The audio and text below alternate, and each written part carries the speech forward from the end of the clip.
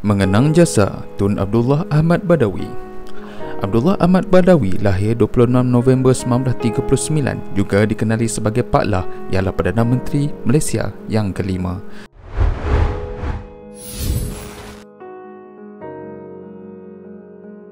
Tun Abdullah dilahirkan dalam keluarga yang warak di Kampung Perlis, Bayan Lepas, Pulau Pinang.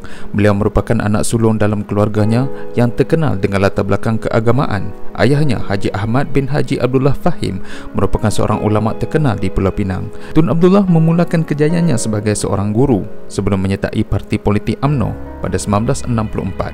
Sejak 1981, Tun Abdullah menjawat jawatan Ahli Majlis Tertinggi UMNO dan memegang jawatan Naib Presiden UMNO pada tahun 1984, 87 dan 1990. Dari 1978, Tun pernah menjawat pelbagai jawatan, antaranya Setiausaha Parlimen di Kementerian Wilayah Persekutuan, Timbalan Menteri Kementerian Wilayah Persekutuan, Menteri di Jabatan Perdana Menteri, Menteri Pelajaran, Menteri Pertahanan dan Menteri Luar Negeri. Kejayaan politik Tun terus menuju kejayaan apabila Tun dilantik sebagai Timbalan Perdana Menteri serta Menteri Hal Ehwal Dalam Negeri pada Januari 1999. Tun Abdullah dilantik menjadi Perdana Menteri Malaysia kelima menggantikan Tun Dr. Mahathir Mohamad pada 31 Oktober 2003. Kemenangan besar pilihan raya 2004 dalam pilihan raya umum 2004 yang merupakan pilihan raya pertama Tun sebagai Perdana Menteri, Barisan Nasional menang 198 daripada 220 kerusi parlimen. Kemenangan ini dianggap sebagai mandat besar terhadap kepimpinan Tun dan dasar-dasar yang diperkenalkan. Islam Handari atau terjemahnya Islam yang bertamadun merupakan teori kerajaan Malaysia pimpinan Abdullah Ahmad Badawi berasaskan Islam daripada Al-Quran.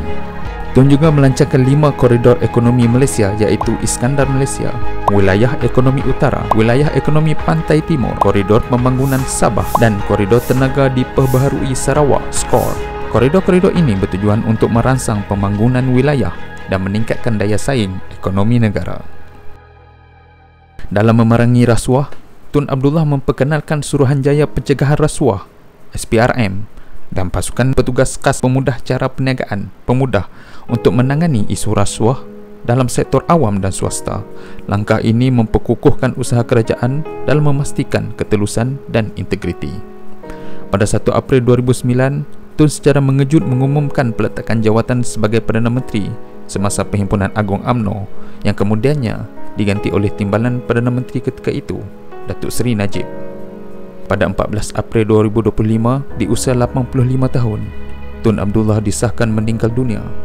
Jenazah Tun dikebumikan di Makam Pahlawan di Masjid Negara. Tun Abdullah Ahmad Badawi ialah seorang pemimpin yang bukan sahaja berjasa kepada negara, tetapi juga memberi sumbangan besar kepada perkembangan pendidikan, agama dan hubungan antarabangsa. Kejayaan beliau dalam pelbagai bidang menjadikannya sebagai seorang tokoh yang dihormati dalam sejarah politik Malaysia.